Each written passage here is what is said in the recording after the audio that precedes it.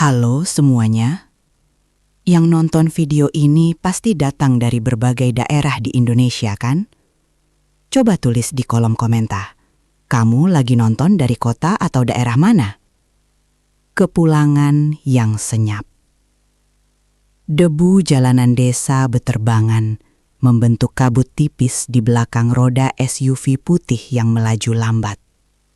Di balik kemudi, Arka sesekali melirik istrinya.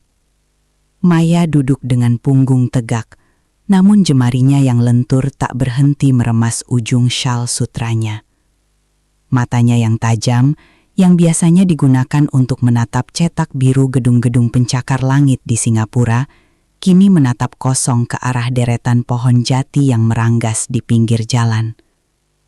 "Kau baik-baik saja?" Suara berat Arka memecah keheningan. Maya menarik napas panjang, menghirup aroma tanah kering yang sangat ia kenali. "Aku hanya merasa bersalah, Arka. 5 tahun. Bagaimana bisa aku membiarkan karir menyitaku sedalam itu sampai aku hanya bisa pulang lewat suara telepon?" Arka mengulurkan tangan kiri, menggenggam jemari Maya yang dingin. "Kau melakukan semuanya untuknya. Uang yang kau kirim, fasilitas yang kau upayakan, itu semua bukti baktimu. Hari ini, kejutan ini akan menebus semua waktu yang hilang." Maya tersenyum tipis, meski kecemasan di dadanya tak kunjung surut. Sejak ayahnya meninggal dunia, rumah di ujung jalan itu hanya dihuni oleh Ibu Sarah, Rian, adik tirinya, dan Siska, istri Rian. Maya sengaja merahasiakan kepulangannya. Ia ingin melihat binar bahagia di mata Ibu Sarah saat ia mengatakan bahwa ia akan merombak rumah tua mereka menjadi villa impian, tempat di mana Ibu Sarah tidak perlu lagi menaiki tangga kayu yang berderit atau kedinginan saat hujan bocor dari atap yang lapuk. Mobil itu berbelok memasuki pekarangan yang luas, namun senyum Maya seketika beku. Pagar kayu jati yang dulu dibangun ayahnya dengan penuh kebanggaan kini miring, sebagian engselnya terlepas dan berkarat.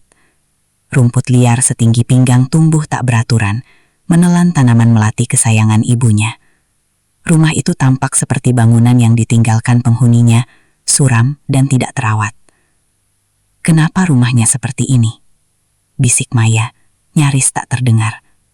"Setiap bulan aku mengirim 50 hingga 60 juta. Itu lebih dari cukup untuk mempekerjakan 3 tukang kebun sekaligus." Arka tidak menjawab, matanya menyipit.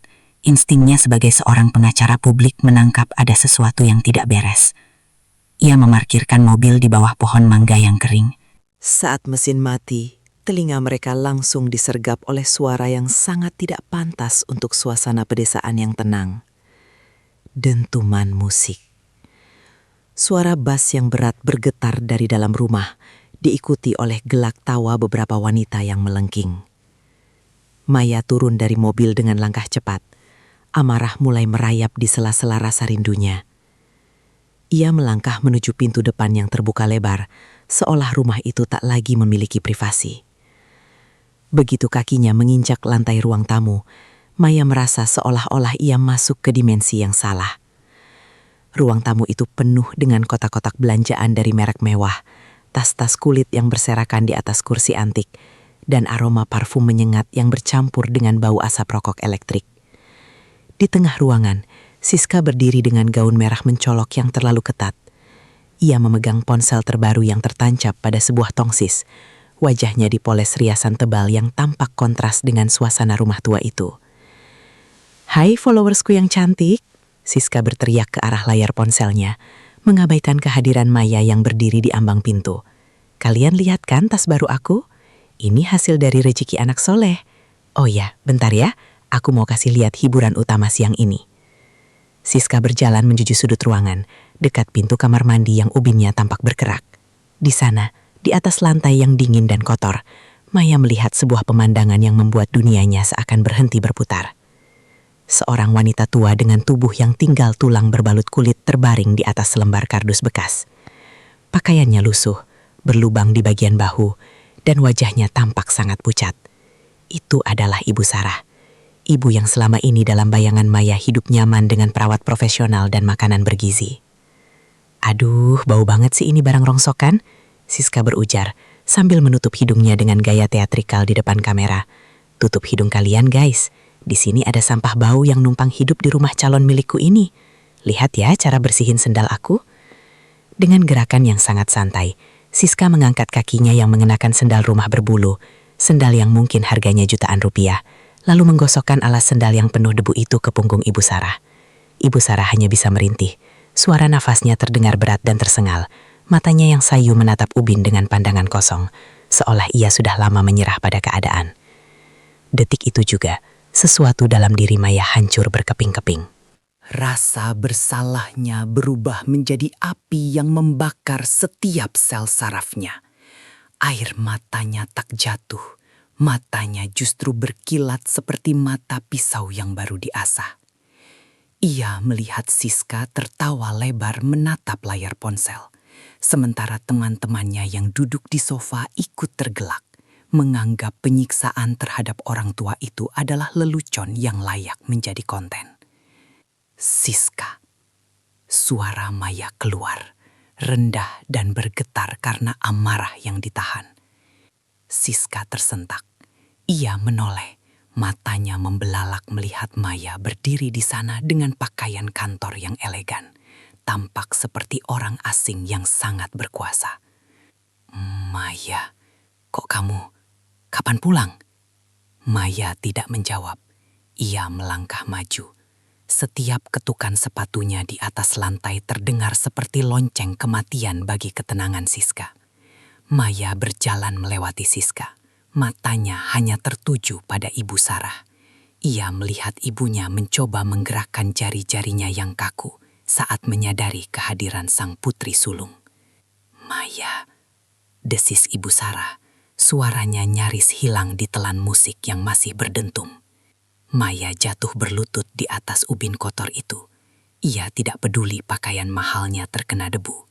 Ia merangkul tubuh ibunya yang dingin, dan saat itulah ia mencium bau yang menyengat, bau urin dan keringat yang sudah berhari-hari tidak dibersihkan. Maafkan Maya, Bu. Maafkan Maya, bisik Maya dengan suara parau. Ia mendongak, menatap Siska yang kini mencoba menyembunyikan ponsel di balik punggungnya. Teman-teman Siska mulai berbisik panik, menyadari bahwa situasi telah berubah 180 derajat. Arka, matikan musiknya, perintah Maya tanpa mengalihkan pandangan dari Siska. Arka, yang sejak tadi berdiri di belakang Maya dengan aura intimidasi yang kuat, berjalan menuju sound system mahal di sudut ruangan dan mencabut kabelnya dengan sekali sentakan kasar. Hening seketika menyergap, membuat suasana menjadi semakin mencekam. Maya, ini gak seperti yang kamu lihat. Siska mulai meracau, mencoba memasang wajah melas yang biasa ia gunakan untuk memeras uang. Ibu itu, dia memang sudah pikun, suka tidur di lantai sendiri. Aku sudah larang tapi... Cukup, potong Maya. Ia berdiri perlahan. Aku mengirim uang untuk perawat, bukan untuk tas kulit yang kamu injak itu. Aku mengirim uang untuk makanan bergizi, bukan untuk minuman mahal yang ada di mejamu. Maya melangkah mendekati meja makan. Di sana terdapat sebuah gelas besar berisi sirup merah dingin. Tanpa ragu, Maya menyambar gelas itu dan menyiramkan seluruh isinya ke atas kepala Siska. Cairan lengket itu membasahi rambut pirang hasil salon Siska, mengalir ke wajahnya yang penuh riasan dan merusak gaun mahalnya. Siska menjerit kaget, ponselnya jatuh ke lantai. Itu untuk setiap tetes air mata ibuku yang jatuh karena kelakuanmu, kata Maya dingin. Dan ini baru permulaan. Sebelum matahari terbenam, aku akan memastikan kamu tahu rasanya menjadi sampah yang sebenarnya. Maya memalingkan wajah, kembali menatap ibunya dengan tatapan yang kini penuh tekad. Kepulangan yang ia rencanakan menjadi kejutan manis, kini telah berubah menjadi misi balas dendam yang paling dingin. Ia tidak akan membiarkan satu orang pun lolos setelah apa yang mereka lakukan pada wanita yang telah melahirkannya. Babak baru dalam hidupnya dimulai hari ini, bukan sebagai arsitek yang membangun gedung, melainkan sebagai penghancur bagi mereka yang telah meruntuhkan martabat ibunya. Suasana di dalam ruang tamu itu mendadak beku, seolah-olah oksigen baru saja ditarik keluar secara paksa. Suara tetesan sirup merah yang jatuh dari ujung rambut Siska ke lantai ubin terdengar begitu nyaring di tengah keheningan yang mencekam. Siska masih mematung. Wajahnya yang berlapis bedak tebal kini tampak mengerikan dengan noda merah yang mengalir seperti darah palsu. Maya berdiri tegak, napasnya teratur, namun sorot matanya setajam belati yang baru saja keluar dari perapian. Di belakangnya, Arka berdiri seperti bayangan kematian, diam, waspada, dan memancarkan aura otoritas yang membuat teman-teman sosialitas Siska di sudut ruangan mulai gemetar. Kamu gila, Maya!" teriak Siska akhirnya, suaranya melengking pecah. Ia mencoba mengusap wajahnya dengan tangan yang gemetar, namun cairan sirup itu justru membuat riasannya semakin berantakan. "Ini rumahku, kamu datang-datang langsung berbuat kasar. Kamu pikir karena kamu sukses di kota kamu bisa seenaknya di sini?" Maya tidak membalas teriakan itu dengan teriakan.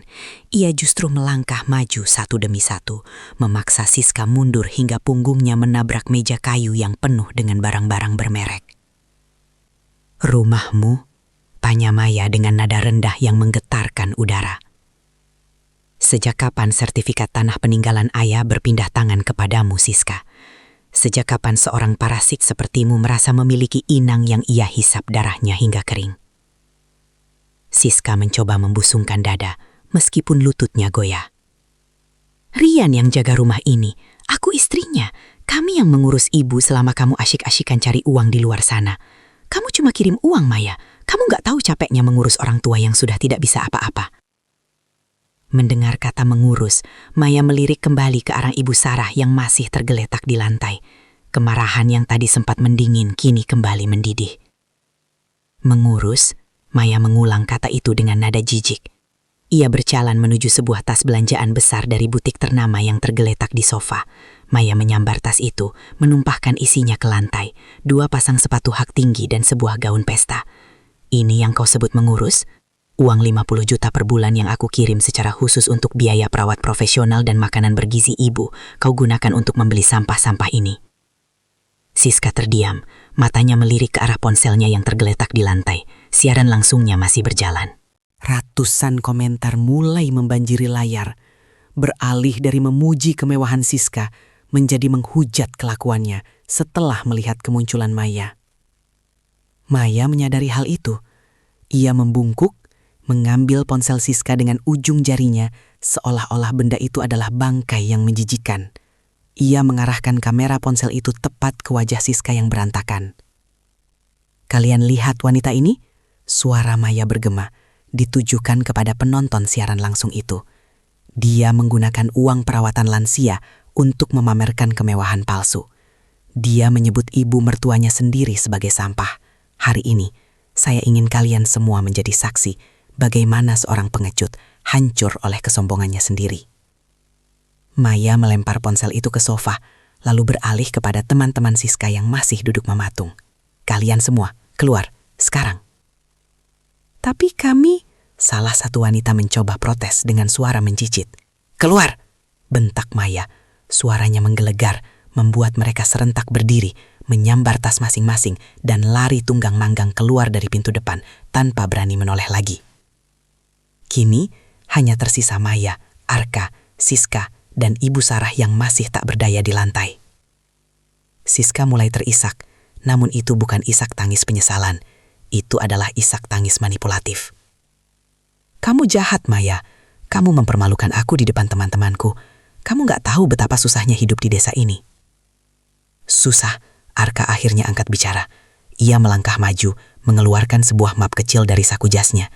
"Saya sudah memegang rekam jejak pengiriman uang dari istri saya ke rekening suamimu, Rian. Totalnya dalam 3 tahun terakhir mencapai hampir 2 miliar rupiah. Di desa ini, dengan uang sebanyak itu, seharusnya Ibu Sarah tinggal di istana dengan pelayanan medis terbaik. Tapi apa yang saya lihat, istri saya membangunkan rumah impian untuk ibunya, tapi kalian justru membangun neraka untuk beliau." Siska memucat mendengar angka 2 miliar disebut. Ia tahu Rian sering menyembunyikan sebagian uang itu untuk judi bola, namun ia tidak menyangka Maya mencatat semuanya dengan begitu detil. Ibu yang mau tidur di situ, Maya. Katanya sejuk. Siska mencoba pembelaan terakhir yang paling konyol. Maya mendekati ibunya, mencoba mengangkat tubuh rentah itu. Hatinya teriris saat menyadari betapa ringannya tubuh Ibu Sarah, seperti hanya tumpukan tulang tanpa daging. Saat tangan Maya menyentuh lengan ibunya, Ibu Sarah merintih kesakitan. Maya menyingsingkan lengan baju ibunya dan menemukan lebam kebiruan di sana. "Ini juga karena ibu mau sendiri?" tanya Maya, suaranya bergetar karena menahan tangis. "Luka lebam ini?" "Siska, apa yang kau lakukan pada ibuku saat aku tidak ada?" Siska menggeleng cepat, wajahnya kini benar-benar pucat pasi. Itu mungkin karena ibu jatuh. Beliau kan sudah lemah, sering jatuh sendiri." "Bohong." Sebuah suara serak dan lemah terdengar dari bawah. Maya tersentak. Ia menatap wajah Ibu Sarah. Mata ibunya yang tadinya kosong kini mulai berair, menatap Maya dengan kerinduan sekaligus ketakutan yang mendalam. Dia tendang ibu Maya, bisik Ibu Sarah dengan napas tersengal. "Kalau ibu minta minum, dia tendang." Kata-kata itu seperti petir yang menyambar tepat di jantung Maya. Ia melepaskan pelukannya pada ibunya sejenak, berdiri dan berjalan perlahan menuju Siska. Aura di sekitar Maya kini benar-benar mematikan. Siska mencoba mundur, namun ia terjepit di antara meja dan dinding. "Kau menendang wanita yang melahirkan suamimu," bisik Maya tepat di depan wajah Siska. "Kau menyiksa wanita yang memberimu tempat berteduh." "Maya, jangan. Aku hilaf, aku capek," jerit Siska. Tepat saat Maya mengangkat tangannya, suara motor menderu keras di depan rumah. Seorang pria dengan pakaian berantakan dan aroma alkohol yang tercium bahkan dari jarak jauh masuk dengan terburu-buru. Itu adalah Rian. "Ada apa ini? Siska, kenapa kamu teriak-teriak?" Rian berhenti di tengah ruangan, matanya berpindah dari Siska yang menangis ke arah Maya dan Arka. "Loh, Mbak Maya, kok sudah pulang?" Rian mencoba tersenyum ramah, namun senyum itu tampak sangat dipaksakan dan licik. Ia tidak menyadari bahwa situasi sudah tidak bisa lagi diselamatkan dengan basa-basi. "Rian?" Maya menyebut nama adik tirinya dengan nada ingin. "Bagus kau pulang. Aku ingin bertanya, di mana uang 2 miliar yang kukirimkan untuk merawat ibu?" Rian tertegun, matanya melirik ke arah Siska yang berantakan, lalu ke arah ibunya di lantai. Itu, uangnya dipakai buat pengobatan ibu yang mahal, Mbak. Terus, rumah ini kan banyak yang rusak, jadi biaya perawatannya tinggi. Belum lagi pajak, belum lagi..." "Jangan bohong lagi, Rian," Maya memotong dengan tegas. "Aku arsitek. Aku tahu persis berapa biaya renovasi dan perawatan rumah sekecil ini. Dan aku juga tahu, tidak ada satupun perawat profesional yang pernah menginjakkan kaki di rumah ini selama 3 tahun terakhir." Rian mulai kehilangan kesabarannya. Sifat aslinya yang kasar mulai muncul. Mbak Maya, kamu itu cuma orang kota yang taunya kirim uang terus merasa jadi pahlawan. Kami yang di sini, kami yang capek. Kalau kamu gak suka cara kami mengurus rumah ini, ya sudah, ambil saja ibumu, bawa ke kota." "Memang itu yang akan kulakukan," balas Maya. "Tapi sebelumnya aku ingin hakku kembali. Rumah ini adalah atas namaku. Dan mulai detik ini, kalian berdua punya waktu 10 menit untuk mengemasi barang-barang kalian dan keluar dari propertiku." Rian tertawa meremehkan. "Keluar? Mbak, ini rumah ayah. Aku juga punya hak di sini." Arka melangkah maju, menghalangi Rian yang mencoba mendekati Maya. "Secara hukum, Tuan Rian, rumah ini telah dihibahkan sepenuhnya kepada Maya oleh almarhum ayahmu sebelum beliau meninggal. Dengan catatan Ibu Sarah memiliki hak tinggal seumur hidup. Dengan adanya bukti penganiayaan terhadap pemegang hak tinggal, kalian tidak hanya bisa diusir, tapi juga bisa dipenjara." Rian terdiam. Ia tahu Arka bukan orang sembarangan. Namun ketamakan telah menutup logikanya. Ia menatap Maya dengan kebencian yang mendalam. "Kalian pikir bisa mengusir kami begitu saja?" desis Rian. "Mbak Maya, kamu gak tahu apa-apa soal rumah ini. Kamu gak tahu rahasia apa yang disembunyikan ibu di bawah tempat tidurnya. Kalau kamu usir kami, aku pastikan hidupmu gak akan tenang." Maya tidak gentar. "Rahasia apapun yang kau bicarakan, tidak akan bisa menyelamatkanmu dari apa yang akan kulakukan sekarang. Arka, panggil ambulans dan polisi. Mendengar kata polisi, Siska langsung jatuh terduduk dan meratap, sementara Rian mengepalkan tinjunya dengan marah. Panggung penghinaan yang mereka bangun untuk Ibu Sarah kini berbalik menjadi panggung kehancuran bagi mereka sendiri. Namun di tengah kekacauan itu, Maya melihat ibunya menunjuk ke arah kamar tidur utama dengan tangan gemetar, seolah-olah ada sesuatu yang jauh lebih besar dari sekadar uang yang sedang dipertaruhkan di rumah ini. Suasana rumah yang tadinya bising oleh musik dan teriakan kini berubah menjadi keheningan yang menyesakkan. Hanya menyisakan suara isak tangis Siska yang terdengar seperti rintihan anjing terjepit. Maya tidak membuang waktu. Sambil menunggu ambulans yang telah dipanggil Arka, ia segera fokus pada kenyamanan ibunya. Dengan dibantu Arka, Maya mengangkat tubuh ringan Ibu Sarah dan memindahkannya ke sofa yang lebih empuk, setelah sebelumnya membersihkan permukaan sofa itu dari debu dan kotoran. "Maya, jangan, mereka berbahaya," bisik Ibu Sarah dengan bibir yang terus bergetar. Matanya yang cekung melirik ketakutan ke arah Rian yang masih berdiri mematung di tengah ruangan dengan raut wajah gelap.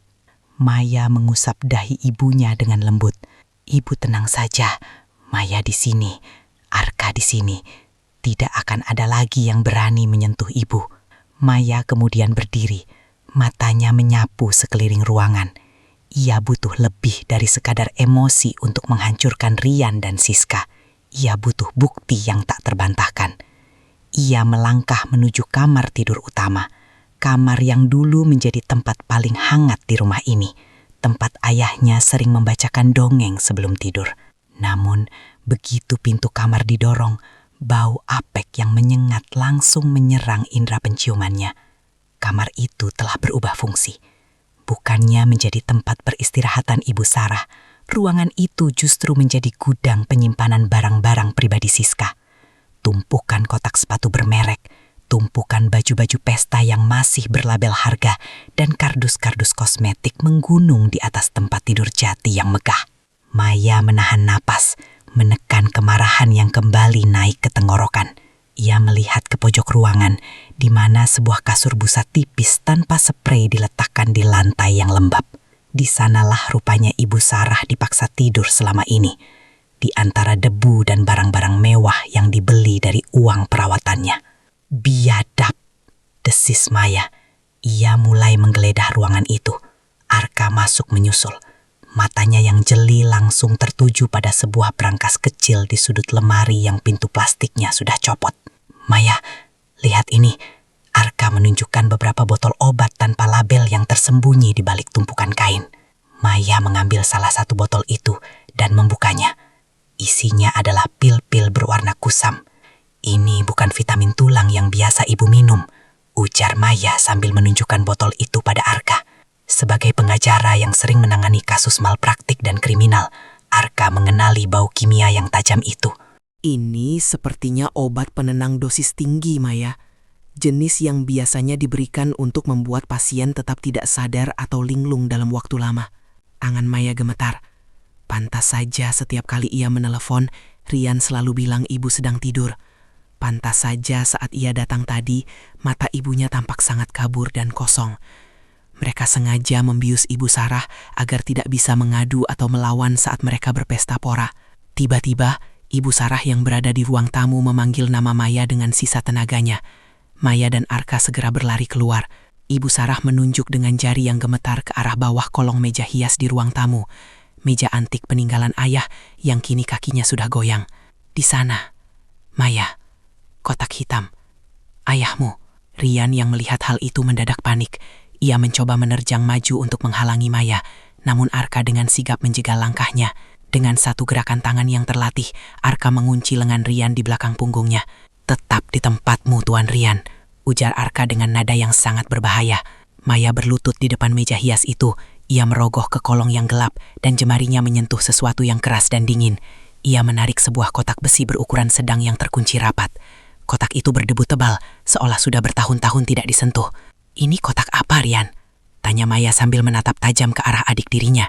Wajah Rian yang tadi beringas kini berubah menjadi pucat pasi. Keringat dingin mengucur dari pelipisnya. Itu cuma sampah tua ayah. Gak ada gunanya. Berikan padaku. Maya tidak mempedulikan teriakan Rian. Ia tahu kotak ini memiliki kunci khusus. Ia teringat pada kalung liontin perak yang selalu dipakai ibunya. Liontin yang tadi ia lihat masih melingkar di leher kurus Ibu Sarah. Maya mendekati ibunya dan dengan lembut membuka liontin itu. Di dalamnya terdapat sebuah kunci kecil yang sangat unik. Klik. Kotak itu terbuka. Aroma kertas tua langsung menyeruak. Di dalamnya terdapat tumpukan dokumen yang dibungkus plastik bening. Maya mengambil dokumen paling atas, sebuah map coklat yang sudah menguning. Saat ia membaca judul di lembar pertama, napasnya seolah terhenti. Itu adalah dokumen adopsi yang sah, lengkap dengan hasil tes DNA yang dilakukan 30 tahun yang lalu. Maya membaca baris demi baris dengan mata yang membelalak. Dokumen itu menyatakan bahwa Rian bukanlah anak kandung dari ayah Maya maupun Ibu Sarah. Rian adalah anak dari seorang buruh cuci di desa seberang yang ditinggalkan orang tuanya dan dipungut oleh ayah Maya karena rasa iba. Selama ini, Ibu Sarah merahasiakan status Rian demi menjaga perasaan anak itu, menganggapnya seperti darah daging sendiri, meskipun ia lahir dari rahim orang lain. Maya mendongak, menatap Rian yang kini lemas dan jatuh terduduk di lantai. Jadi ini alasanmu menyiksa ibu. Suara Maya bergetar hebat. Karena kamu tahu kamu bukan siapa-siapa di rumah ini. Karena kamu takut rahasia ini terbongkar dan kamu kehilangan akses ke uangku. Rian hanya menunduk, tidak berani lagi menatap kakaknya. Kakak yang selama ini ia tipu habis-habisan. Sementara itu, di kejauhan, suara sirina ambulans dan polisi mulai terdengar mendekat, membelah kesunyian desa, membawa akhir dari sebuah sandiwara panjang yang penuh dengan pengkhianatan. Suara sirine yang semakin melengking di halaman rumah, seolah menjadi genderang perang yang menandai akhir dari kekuasaan palsu Rian dan Siska. Cahaya biru dan merah berkelebat masuk melalui celah-celah jendela yang kusam, menyinari wajah Rian yang kini tampak seperti mayat hidup. Dokumen adopsi di tangan Maya bergetar, bukan karena takut, melainkan karena guncangan emosi yang teramat dahsyat. 30 tahun Rian. Suara Maya nyaris berbisik, namun setiap katanya menghantam udara seperti palu hakim. 30 tahun ibu merahasiakan jati dirimu, melindungimu dari cibiran orang desa, dan memberimu kasih sayang yang sama besarnya denganku. Ibu bahkan tidak pernah membiarkan aku tahu bahwa kau bukan adik kandungku, agar kita tetap tumbuh sebagai saudara. Maya menoleh ke arah Ibu Sarah yang kini memejamkan mata. Air mata mengalir perlahan di pipinya yang cekung. Dan ini balasanmu. Kau membiusnya dengan obat penenang dosis tinggi agar dia tetap bungkam, sementara kau menghabiskan uang yang seharusnya menjadi haknya. Rian yang tadi lemas, tiba-tiba tertawa kecil. Sebuah tawa kering yang terdengar gila. Ia mengangkat wajahnya, menatap Maya dengan benci yang kini tidak lagi disembunyikan. Kasih sayang, Rian meludah ke samping. Itu bukan kasih sayang, Maya. Itu beban.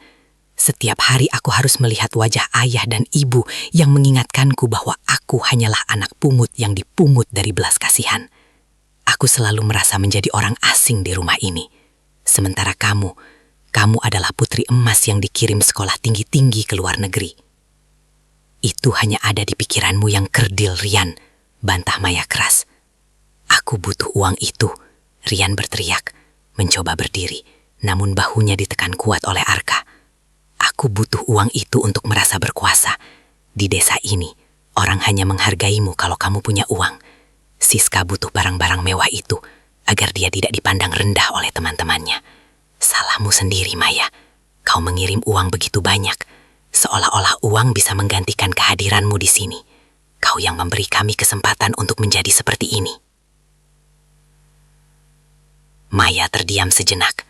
Kata-kata Rian seperti sembilu yang menyayat bagian terdalam hatinya. Ia sadar, ketidakhadirannya memang menjadi celah. Namun itu bukan alasan bagi sebuah kekejaman. Tiba-tiba, Siska yang sejak tadi meratap di lantai, bangkit dan mencoba menerjang ke arah meja hias, berniat merebut kotak hitam itu. Namun Arka dengan sikap menghalangi gerakannya. Siska berteriak histeris. Itu dokumen palsu. Maya sengaja membuatnya untuk mengusir kami. Polisi, tolong! Ada orang kota yang mau merampas rumah kami. 2 orang petugas kepolisian masuk ke dalam rumah bersama tim medis dari ambulans. Ruang tamu yang sempit itu seketika menjadi penuh sesak. Petugas medis segera berkerumun di sekitar Ibu Sarah melakukan pemeriksaan cepat, sementara polisi mencoba menenangkan keadaan. "Ada apa ini?" tanya salah satu petugas polisi, Pak Heru, yang ternyata mengenal keluarga Ibu Sarah sejak lama. Ia terkejut melihat kondisi Ibu Sarah yang mengenaskan dan wajah Siska yang berlumuran sirup merah. "Pak Heru, tolong! Mbak Maya datang-datang langsung menyiksa saya. Lihat ini wajah saya disiram dan mereka mau menculik Ibu." Siska mulai melancarkan sandiwara liciknya, air mata buaya mengalir deras. Maya menarik napas panjang, mencoba tetap tenang. Ia memberikan isyarat pada Arka. Dengan tenang, Arka menunjukkan kartu identitasnya sebagai pengacara dan menyerahkan dokumen adopsi serta botol-botol obat penenang yang mereka temukan di kamar. "Saya Arka, pengacara dari firma hukum pusat. Kami di sini bukan untuk merampas apapun, Pak Petugas," ujar Arka dengan nada profesional yang sangat berwibawa. "Kami datang untuk menyelamatkan Ibu Sarah. Kami memiliki bukti fisik penganiayaan, penyalahgunaan dana perawatan lansia, dan yang paling berat adalah penggunaan obat keras tanpa resep untuk melumpuhkan korban secara mental." Pak Heru memeriksa botol obat itu dan mengernyitkan dahi. Ia menatap Rian dan Siska dengan pandangan penuh selidik. Sementara itu, salah satu petugas medis mendekat ke arah Pak Heru. "Pak, kondisi Ibu Sarah cukup kritis. Detak jantungnya sangat lemah dan ada indikasi keracunan zat kimia di sistem tubuhnya. Kami harus segera membawanya ke rumah sakit untuk detoksifikasi." Mendengar kata keracunan, nyali Rian benar-benar menciut. Ia tahu jika polisi melakukan tes darah pada ibunya, jejak obat penenang itu akan menjadi bukti primer yang akan menyeretnya ke penjara selama bertahun-tahun. "Ini semua ide Siska, Pak!" Rian tiba-tiba berteriak menunjuk istrinya sendiri. "Dia yang beli obat itu. Dia yang bilang kalau ibu diam saja, uang dari Mbak Maya akan aman. Saya cuma ikut saja." Siska terbelalak, tidak percaya suaminya mengkhianatinya begitu cepat. "Apa kamu bilang? Kamu yang pakai uangnya buat judi bola dan bayar utang-utangmu. Kamu yang sering tendang ibu kalau kamu kalah judi." Pertengkaran itu pecah di depan mata polisi. Topeng kesetiaan dan rumah tangga bahagia yang selama ini mereka pamerkan di media sosial terkelupas habis, menyisakan 2 manusia serakah yang saling cakar demi menyelamatkan diri sendiri. Maya hanya menatap mereka dengan tatapan kosong. Rasa benci itu kini telah berubah menjadi rasa mual. Ia mendekati tandu tempat ibunya dibaringkan oleh tim medis. Saat tandu itu mulai didorong keluar, Maya menggenggam tangan ibunya erat alih. "Kita tinggalkan tempat ini, Bu," bisik Maya.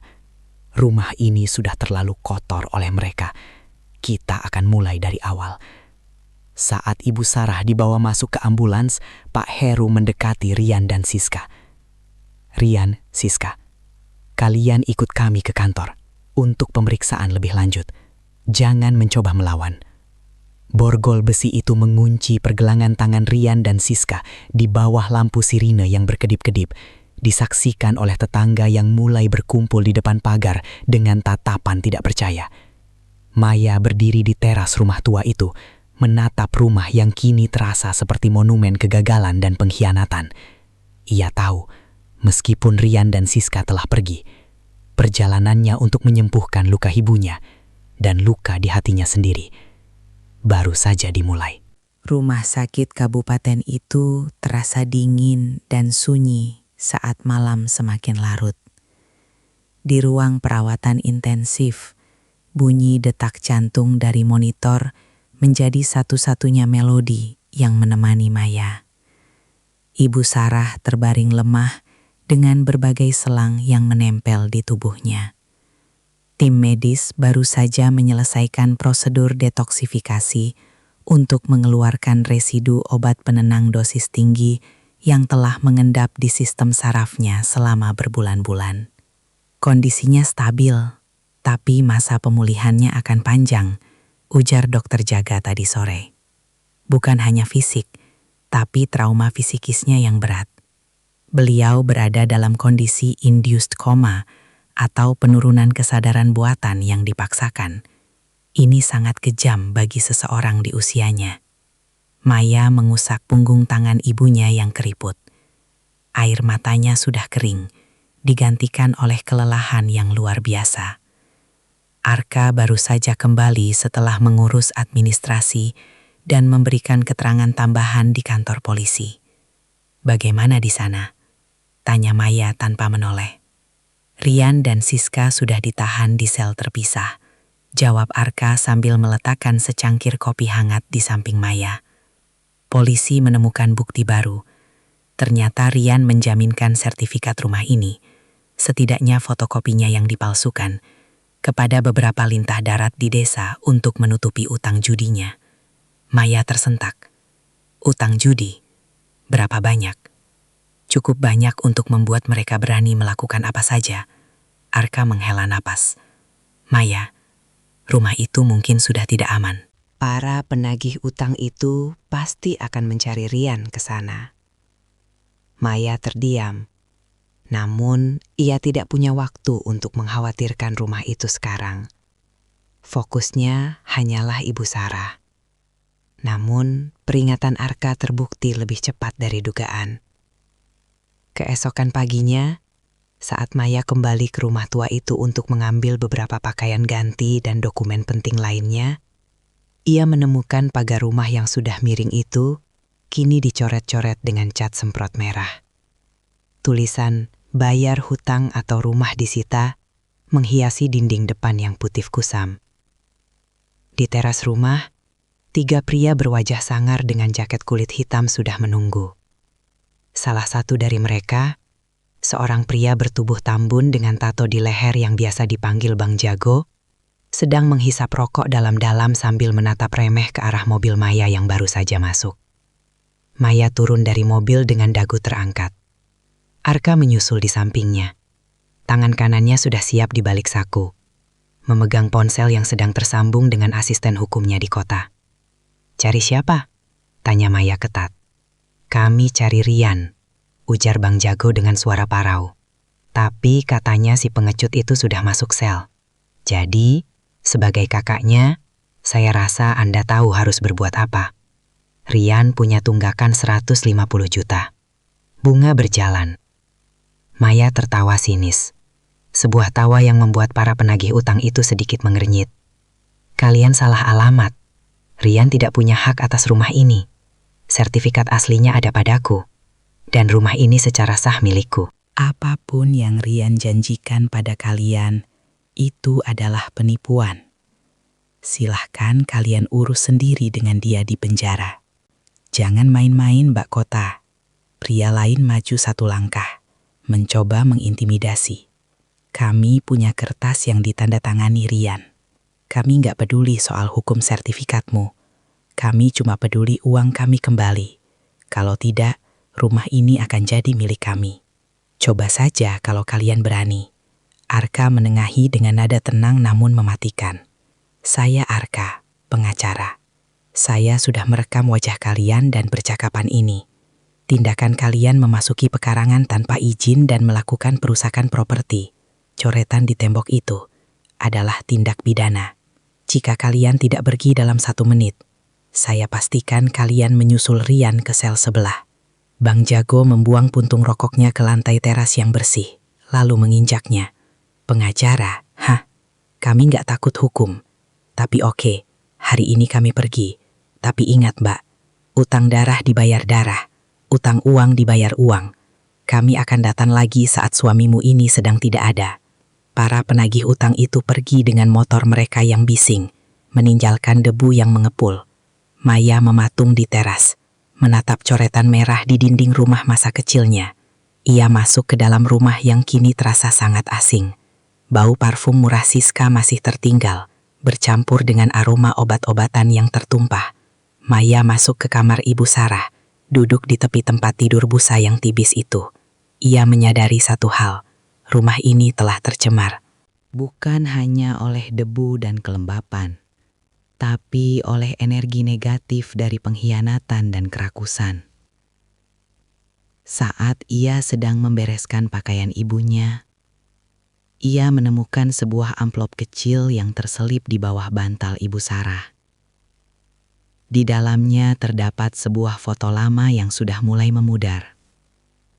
Foto ayah, ibu, dan seorang bayi laki-laki. Di belakang foto itu tertulis, "Rian, anakku yang terpilih. Semoga kelak kau menjaga rumah ini dengan cinta, seperti kami menjagamu." Air mata Maya akhirnya jatuh juga. Ibunya mencintai Rian dengan tulus, tanpa memedulikan asal-usulnya. Dan pengkhianatan Rian bukan hanya soal uang, tapi penghancuran terhadap satu-satunya hal yang paling berharga bagi Ibu Sarah. Kepercayaan. Arka panggil Maya saat suaminya masuk ke kamar. "Setelah ibu sembuh, kita tidak akan tinggal di sini. Aku akan meruntuhkan rumah ini sampai ke pondasinya." Arka mendekat, merangkul bahu istrinya. "Maksudmu?" "Aku akan membangun kembali semuanya dari nol. Tidak akan ada lagi jejak Rian atau Siska di sini. Aku akan membangun istana yang benar-benar baru untuk ibu, dengan sistem keamanan terbaik, dan pagar yang tidak akan bisa ditembus oleh parasit manapun." Maya menatap keluar jendela, ke arah halaman yang berantakan. Rencananya kini bukan lagi sekadar renovasi. Ini adalah pembersihan total. Dan ia akan memastikan bahwa setiap rupiah yang ia miliki akan digunakan untuk membentengi ibunya dari kekejaman dunia yang pernah hampir merenggut nyawanya. Debu semen dan serpihan kayu beterbangan di udara saat alat berat mulai menghantam dinding-dinding tua rumah itu. Maya berdiri di tepi halaman, mengenakan helm proyek putih dan kacamata hitam, mengawasi setiap jengkal penghancuran itu dengan perasaan yang campur aduk. Bagi orang lain, pemandangan ini mungkin terlihat menyedihkan. Sebuah rumah bersejarah yang diratakan dengan tanah. Namun bagi Maya, setiap hantaman ball crane ke dinding ruang tamu adalah sebuah pembersihan. Ia ingin menghapus jejak kaki kotor Siska di lantai itu. Ia ingin meruntuhkan sudut tempat Rian biasa berjudi lewat ponselnya. Ia ingin memusnahkan aroma pengkhianatan yang sudah meresap hingga ke pori-pori tembok.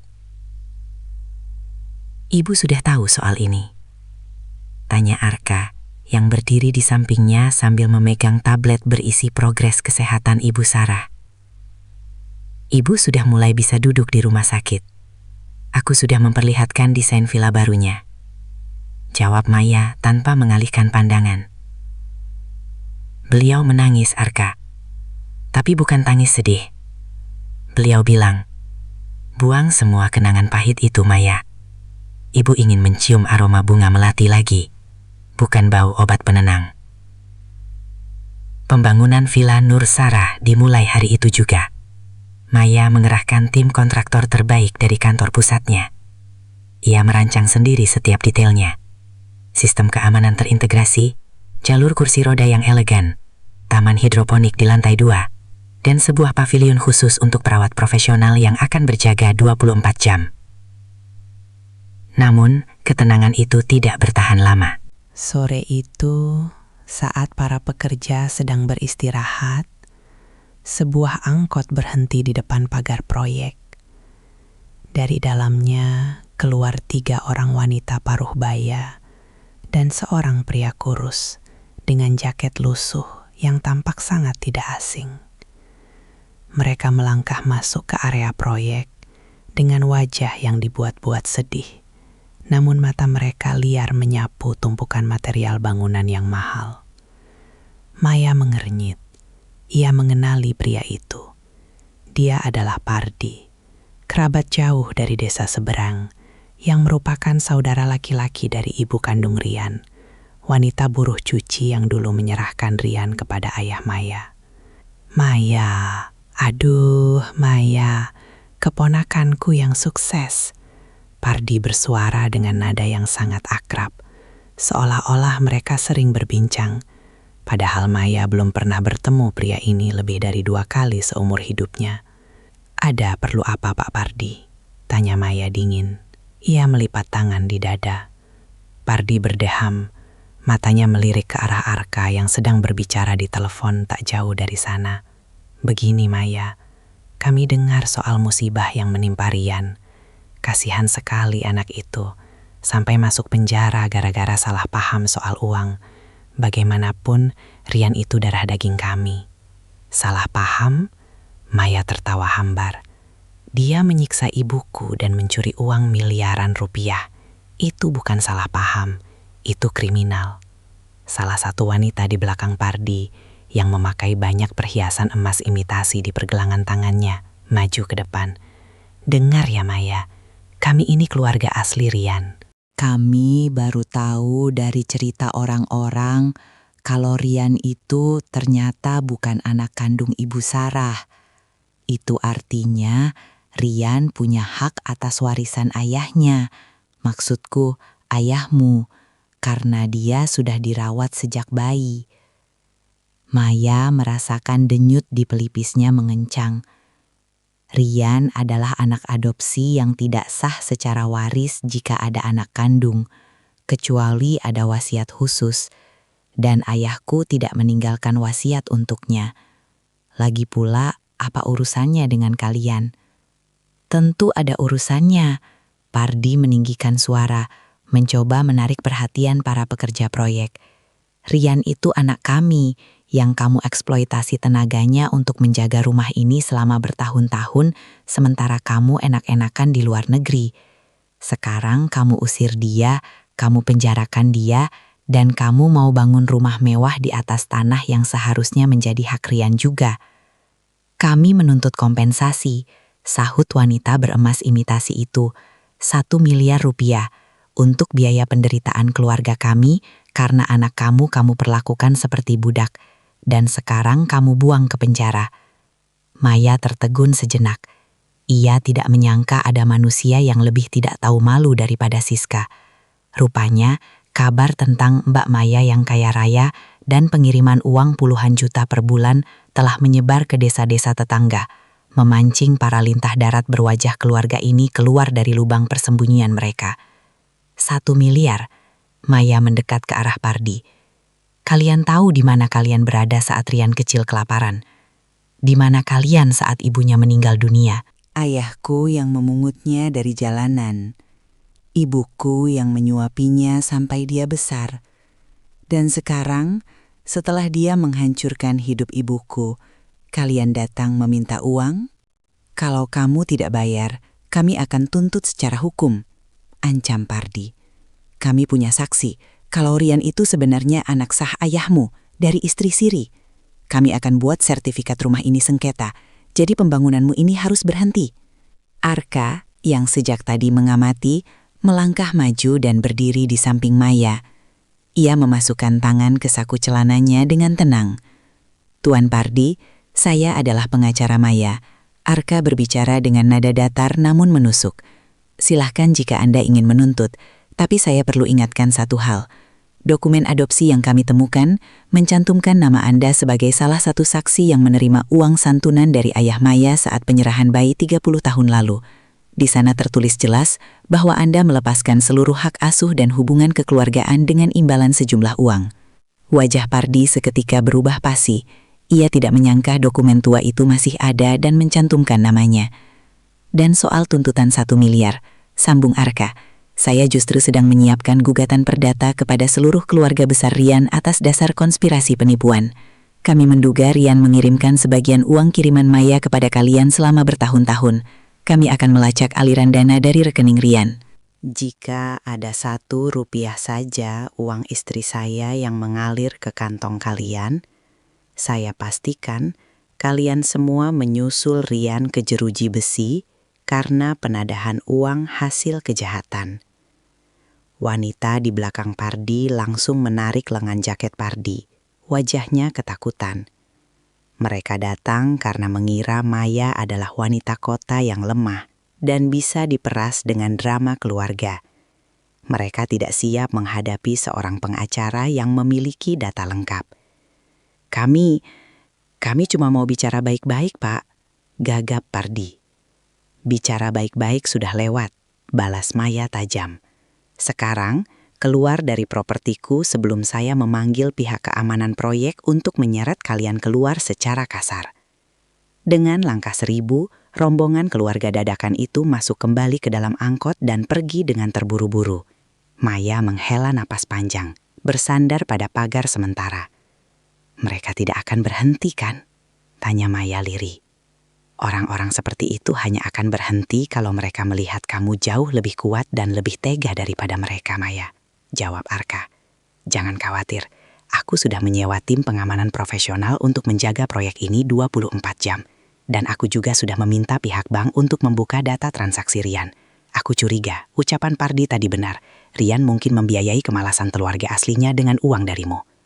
Maya menatap ke arah reruntuhan rumah tua itu. Ia menyadari bahwa membangun kembali fisik rumah adalah hal yang mudah. Namun, membersihkan parasit-parasit yang sudah mengakar di sekitar hidup ibunya adalah perjuangan yang sesungguhnya.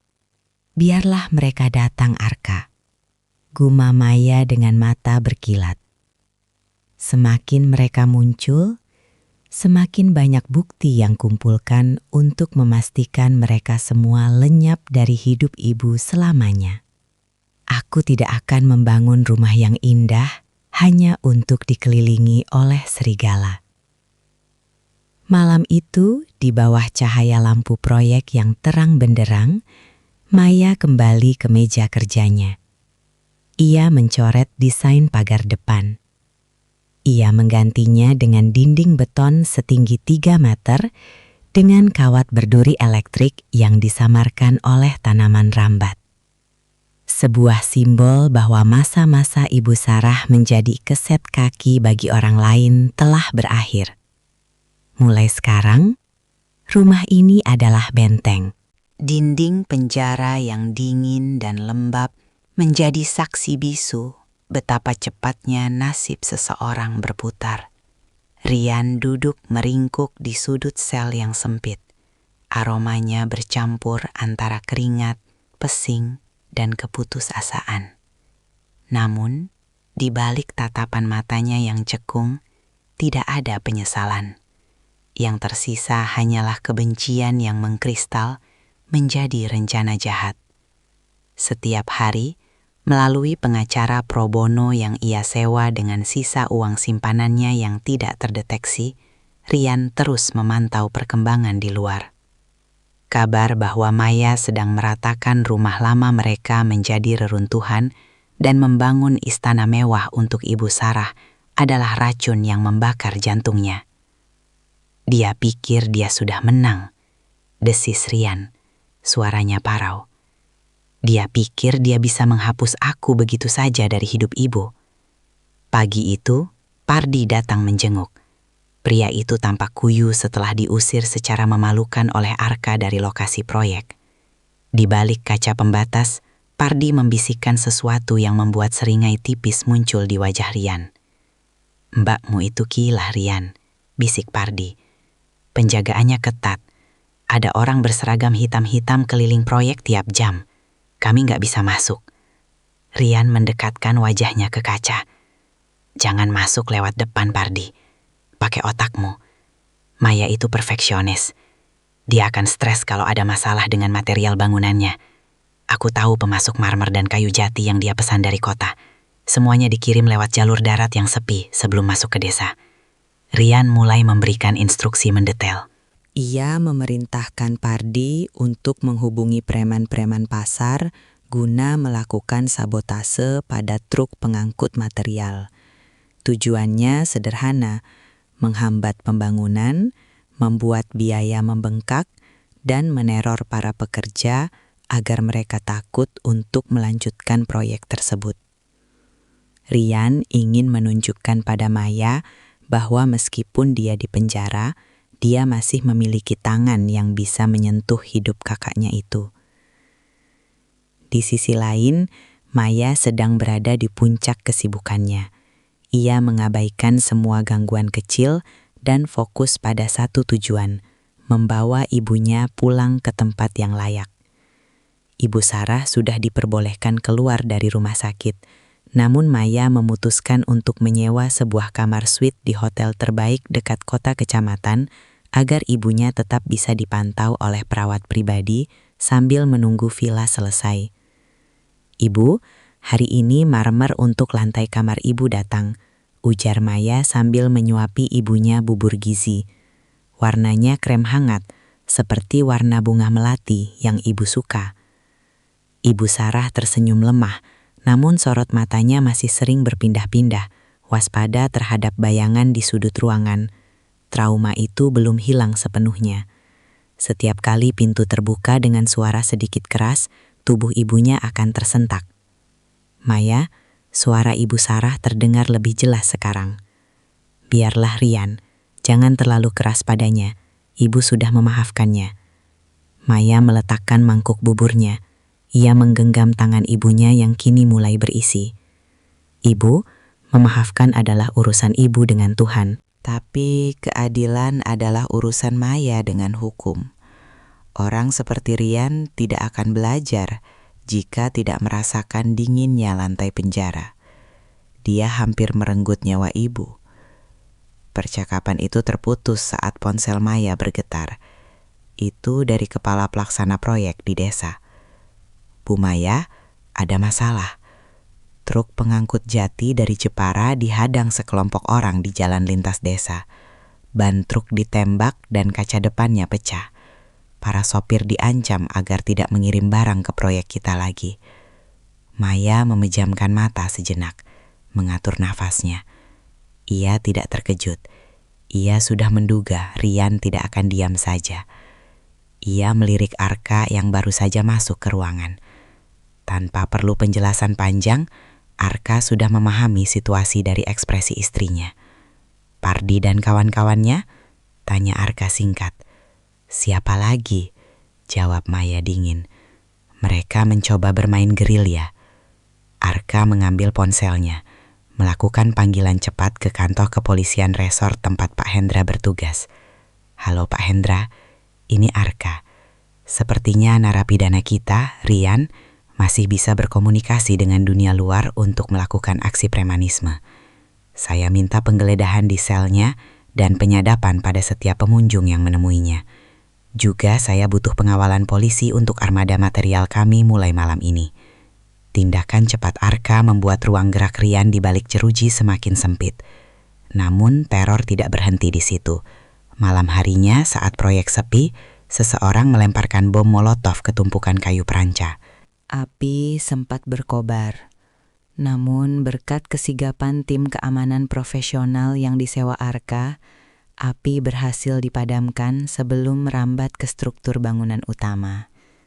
Keesokan paginya, Maya turun langsung ke lokasi.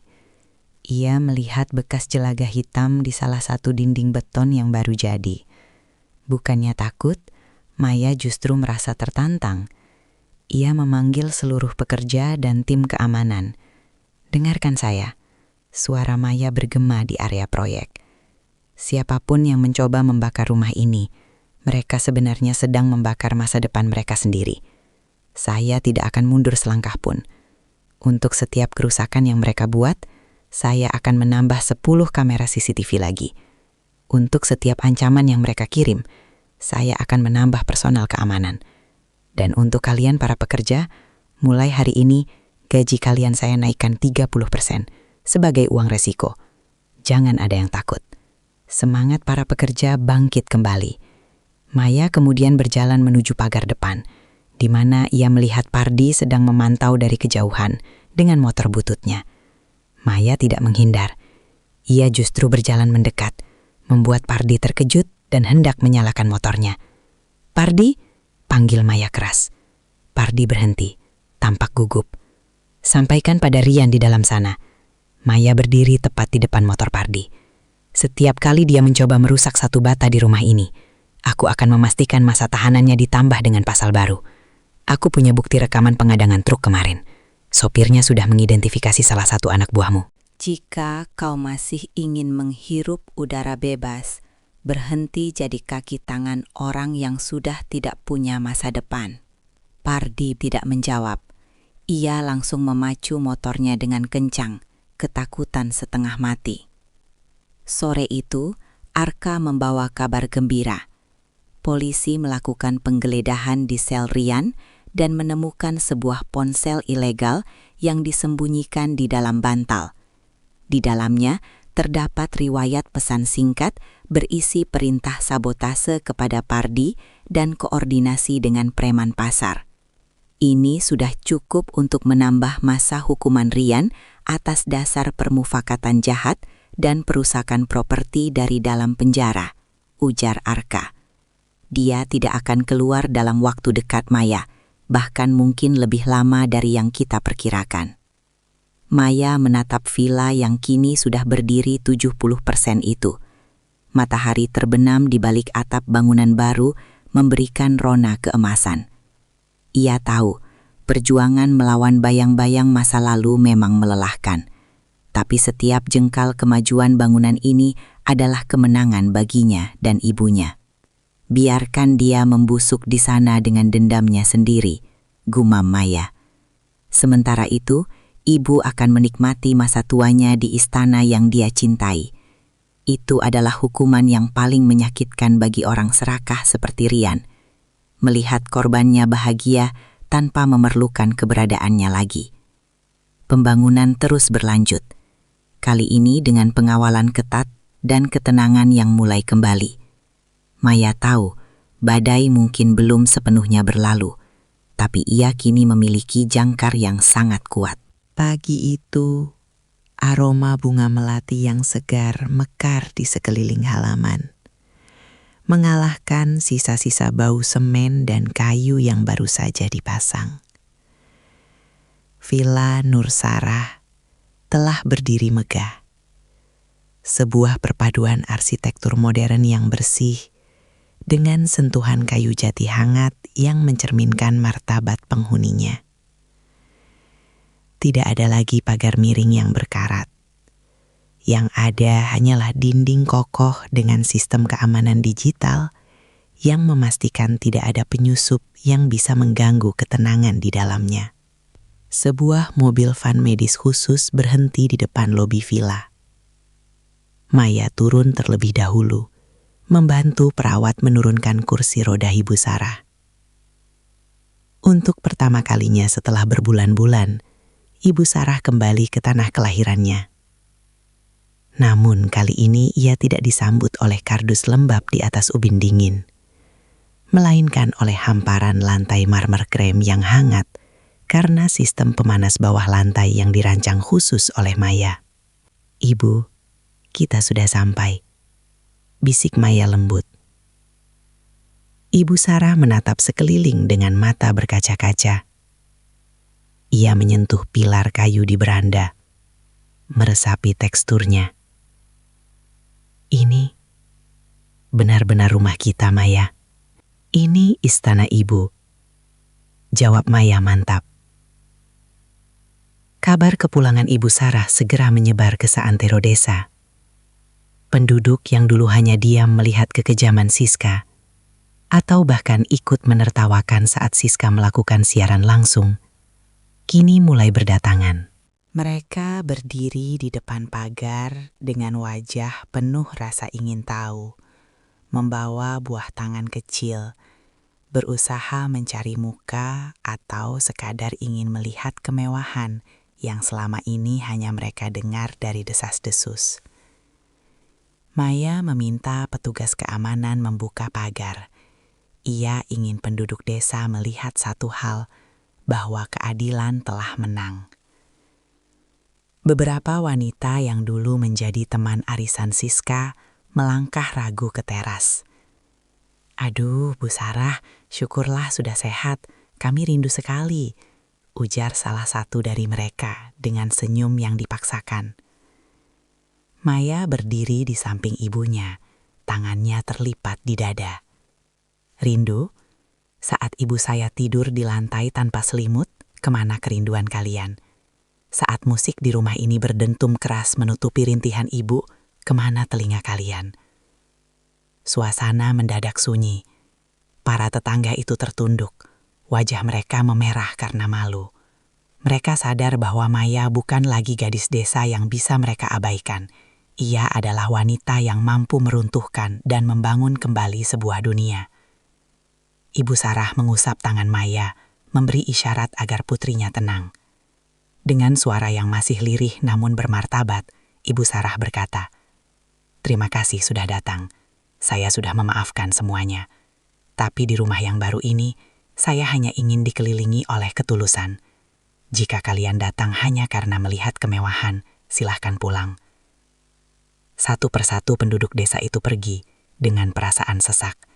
Mereka melihat bagaimana Ibu Sarah kini diperlakukan layaknya ratu. Maya membawa ibunya masuk ke kamar utama yang menghadap langsung ke taman bunga. Di sana, seorang perawat profesional sudah menyiapkan peralatan medis yang tersembunyi dengan rapi di balik furnitur mewah. Sore itu, saat matahari mulai turun, Maya dan Ibu Sarah duduk di paviliun belakang. Arka bergabung dengan membawa kabar bahwa berkas tuntutan tambahan untuk Rian telah rampung. Namun, bagi Maya, kemenangan sesungguhnya bukan pada berapa lama Rian di penjara, melainkan pada binar kehidupan yang kembali muncul di mata ibunya.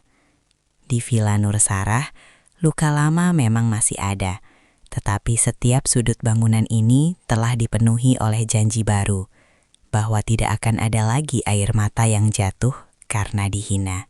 Kehidupan di Villa Nur Sarah mulai menemukan ritmenya yang tenang. Namun, ketenangan itu terusik ketika seorang kurir dari Bank Pusat datang membawa sebuah kotak deposit kecil yang selama ini terkunci atas nama mendiang ayah Maya.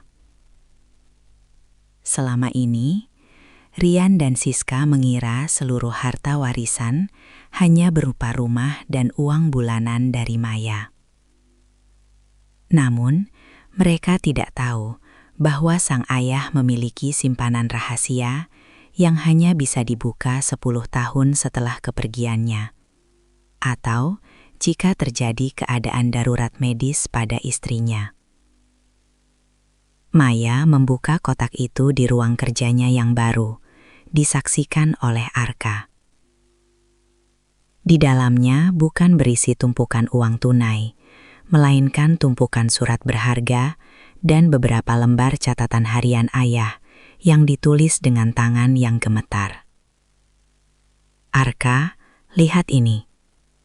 Maya menyodorkan selembar surat pernyataan yang ditandatangani oleh Siska 4 tahun lalu. Tepat setahun sebelum Maya memutuskan pindah ke Singapura. Mata Arka menyipit saat membaca dokumen itu. Ternyata, Siska telah memalsukan tanda tangan Ibu Sarah untuk menjaminkan sebidang tanah perkebunan cengkeh di desa sebelah kepada seorang maklar tanah gelap. Perkebunan itu adalah aset paling berharga milik keluarga, yang selama ini dianggap Maya sudah dijual ayah untuk biaya pengobatannya dulu. Jadi, kebun itu tidak pernah dijual. Suara Maya bergetar.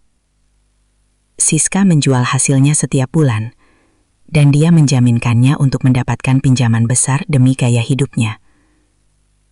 Bukti ini jauh lebih berat daripada sekadar penganiayaan. Ini adalah penipuan perbankan dan penggelapan aset keluarga yang terencana. Arka segera melakukan pelacakan digital.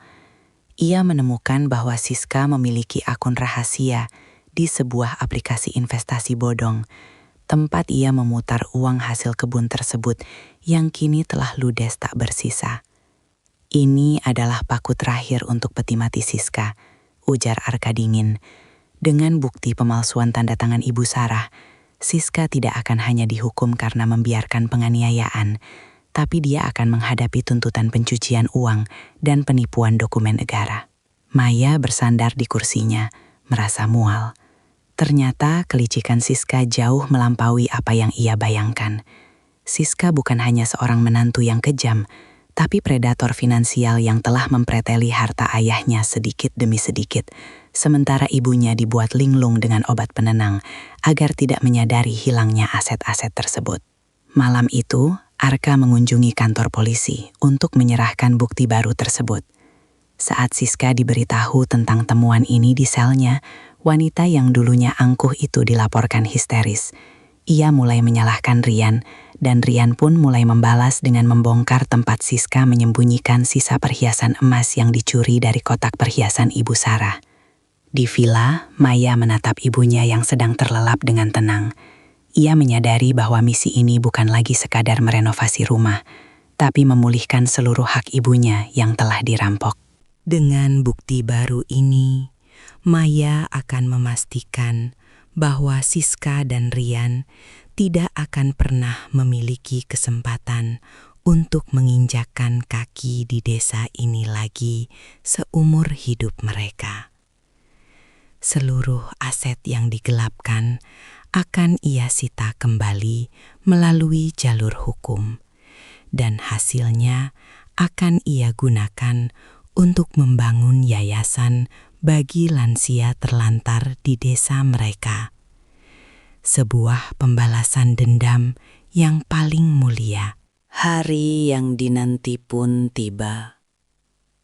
Ruang sidang pengadilan negeri dipenuhi oleh desas-desus penduduk desa yang sengaja datang jauh-jauh untuk menyaksikan akhir dari drama keluarga yang menggemparkan itu. Rian dan Siska duduk di kursi pesakitan dengan pakaian tahanan oranye yang kontras dengan wajah mereka yang kuyu dan tak lagi memiliki sisa keangkuhan. Maya duduk di barisan depan, menggenggam tangan Arka dengan mantap. Ia tidak lagi menatap kedua orang itu dengan amarah. Yang tersisa hanyalah rasa dingin yang tuntas. Di depan majelis hakim, semua bukti dibeberkan. Rekaman CCTV penganiayaan, botol obat penenang dosis tinggi, hingga dokumen pemalsuan tanda tangan untuk penggelapan kebun cengkeh. Menjatuhkan vonis kepada terdakwa Rian dengan hukuman 12 tahun penjara dan terdakwa Siska dengan hukuman 15 tahun penjara atas tindakan penganiayaan berat, penipuan, serta pencucian uang. Suara ketukan palu hakim bergema, memutus harapan terakhir para parasit tersebut. Siska jatuh pingsan di tempat. Sementara Rian hanya bisa menunduk dalam, menyadari bahwa kakak yang dulu ia remehkan telah benar-benar menghapus eksistensinya. 6 bulan berlalu. Villa Nur Sarah kini bukan sekadar rumah pribadi yang mewah. Sesuai janji Maya, sebagian lahan di samping villa tersebut kini telah berdiri sebuah balai kesehatan kecil bernama Panti Kasih Sarah, tempat para lansia di desa bisa mendapatkan pemeriksaan medis gratis setiap minggunya.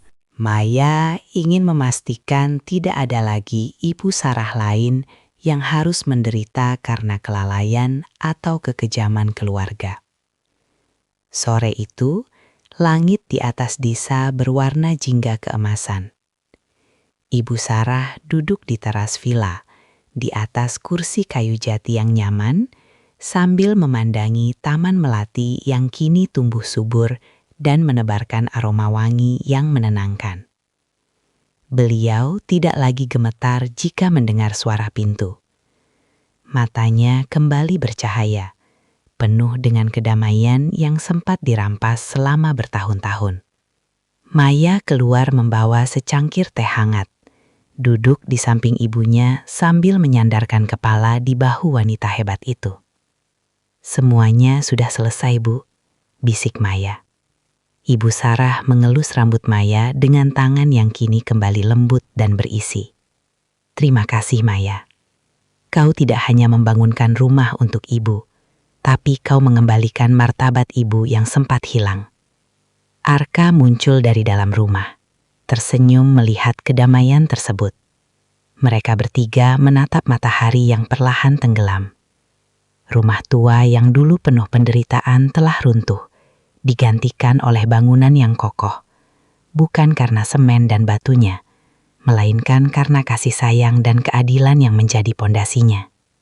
Di Villa Nursara, cerita tentang pengkhianatan telah usai, digantikan oleh babak baru tentang bakti tanpa batas. Penutup. Kisah ini adalah pengingat bahwa harta dan kemewahan yang diraih dengan cara menindas orang tua tidak akan pernah membawa keberkahan. Pada akhirnya, kebenaran akan selalu menemukan jalannya untuk bangkit. Bahkan dari balik ubin yang retak sekalipun.